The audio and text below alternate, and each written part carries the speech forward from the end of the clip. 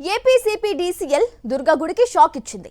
3 కోట్ల రూపాయలకు పైగా కరెంటు బిల్లు బకాయిలున్నాయని విద్యుత్ సరఫరా నిలిపివేసింది. బకాయిల కోసం నోటీసులు ఇచ్చినా ఏపీసీపీడీసీఎల్ స్పందించలేదు.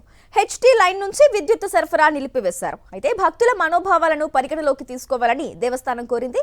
విద్యుత్ సేవలకు అంతరాయం లేకుండా జనరేటర్ సాయంతో ప్రత్యామ్నాయంగా కరెంటు సరఫరా చేస్తోంది.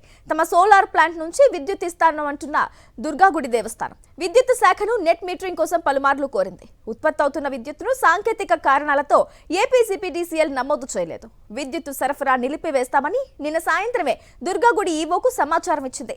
అయితే దుర్గాగుడి అధికారులు స్పందించే లోపే ఏపీసీపీడీసీఎల్ కరెంట్ ఆపేసింది. అంశానికి సంబంధించి పూర్తి డీటెయిల్స్ మా కరెస్పాండెంట్ అశోక్ ఫోన్ లైన్ ద్వారా అందిస్తారు. అశోక్, దుర్గాగుడికి ఏపీసీపీడీసీఎల్ బిగ్ షాక్ ఇచ్చినట్లయింది.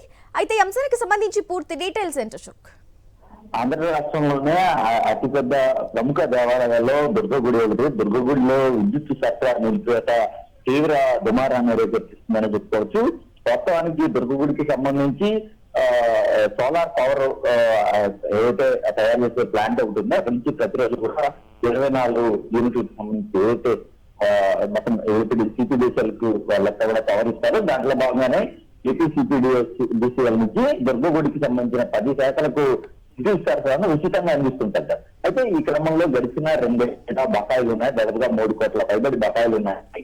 తక్షణమే వాటిని చెల్లించాలంటూ విద్యుత్ శాఖ అధికారులు దుర్గగుడికి నోటీసులు అందజేశారు. నిన్న సాయంత్రమే నోటీసులు ఇచ్చారు. ఆ నోటీసులకు దుర్గగుడి అధికారులు స్పందించకపోవడంతో ఈ ఉదయం 11:30 గంటల సమయంలో విద్యుత్ సరఫరాను నిలిపివేసిన పరిస్థితి. దాదాపుగా 3 గంటల పాటు దుర్గగుడిలో విద్యుత్ సరఫరా లేదు. అయితే దుర్గగుడి అధికారులు మాత్రం జనరేటర్ల సాయంతో విద్యుత్ ను పునరుద్ధరించినప్పటికీ కూడా ఈ సమస్య 2 ఏళ్లుగా నడుస్తున్నప్పటికీ కూడా కనీసం ఇరు వర్గాల మధ్య చర్చలు సక్రమంగా జరగకపోవడం వల్ల ఇలాంటి ఘటన చోటు చేసుకుందని చెప్పుకోవచ్చు.